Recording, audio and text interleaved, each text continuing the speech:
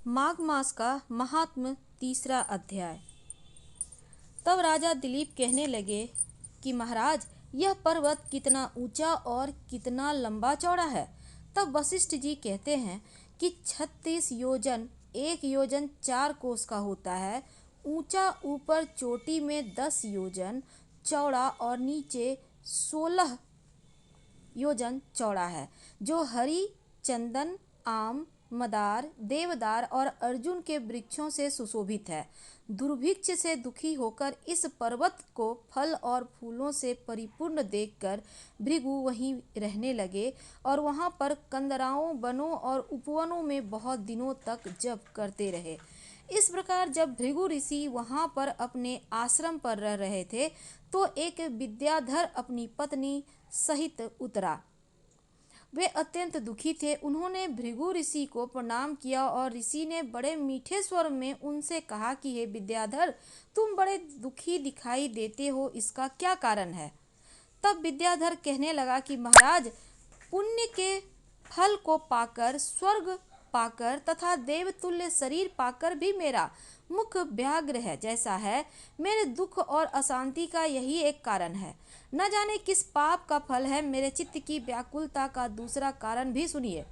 मेरी पत्नी अति रूपवती, मीठा वचन बोलने वाली, नाचने गाने की कला में अति प्रवीण, शुद्ध चित्त वाली, सातों सुरों वाली, वीणा बजाने वाली, जिनके अपने कंठ से गाकर नारद जी को प्रसन्न किया, नाना स्वरों के नाद से वीणा बजाकर कुबेर को प्रसन्न किया, अनेक प्रकार के नाच ताल से शिवजी महाराज भी अति प्रसन्न और रोमांचित हुए।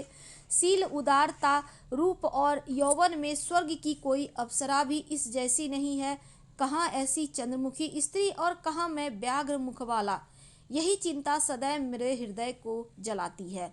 विद्याधर के ऐसे वचन को सुनकर तीनों लोकों के भूत भविष्य वर्तमान की बात जानने वाले तथा दिव्य दृष्टि वाले ऋषि कहने लगे कि हे विद्याधर, कर्म के विचित्र फलों को प्राप्त होकर ज्ञानी पुरुष भी मोह को प्राप्त हो जाता है। मक्खी के पैर जितना विष भी प्राण लेने वाला हो जाता है और छोटे छोटे पापों का फल भी अत्यंत दुखदाई हो जाता है।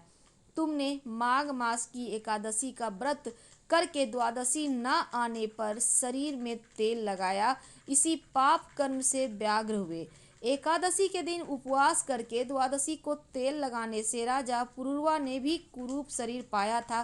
तब वह अपने कुरूप शरीर को देखकर दुखी होकर हिमालय पर्वत पर देव सरोवर के किनारे पर गया। प्रीति पूर्वक शुद्ध स्नान कर कुशा के आसन पर बैठकर भगवान कमल नेत्र, शंख चक्र गदा पद्म के धारण करने वाले, पीताम्बर पहने, बनमाला धारण किए हुए विष्णु का चिंतन करते राजा पुरुरवा ने 3 मास तक निराहार रहकर भगवान का चिंतन किया।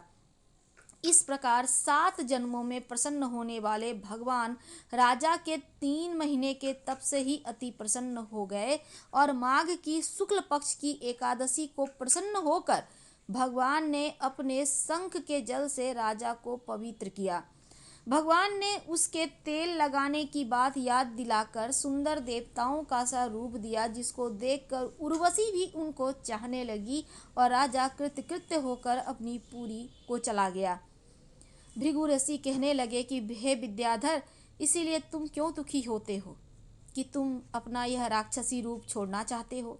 तो मेरा कहना मानकर जल्दी ही पापों को नष्ट करने वाली हेमकूट नदी में माघ में स्नान करो। वहां पर ऋषि सिद्ध देवता निवास करते हैं। अब मैं इसकी विधि बतलाता हूँ। तुम्हारे भाग्य से माघ मास आज से ही 5वें दिन आने वाला है।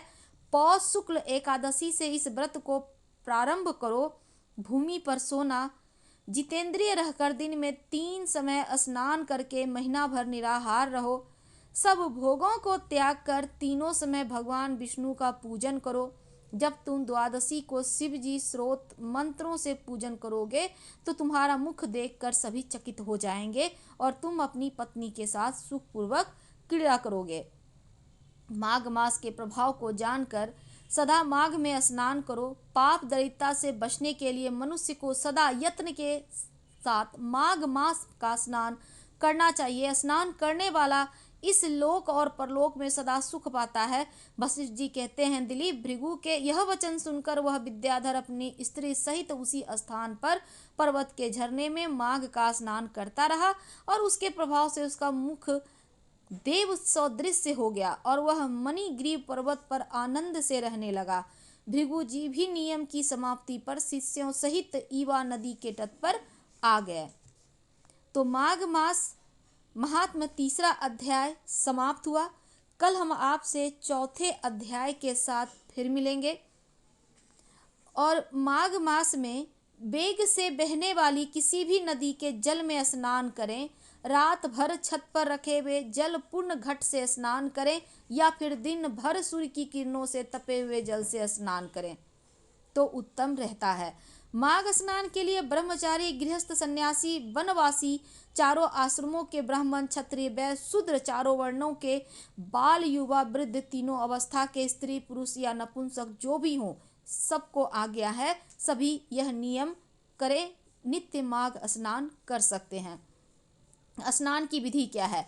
स्नान की अवधि या तो पौष शुक्ल एकादशी माघ शुक्ल एकादशी तक या पौष शुक्ल पूर्णिमा से माघ शुक्ल पूर्णिमा तक अथवा मकर राशि में सूर्य आए उस दिन से कुंभ राशि में जाने तक आप स्नान करें तो उत्तम। हम आपसे फिर कल मिलेंगे। हर हर महादेव।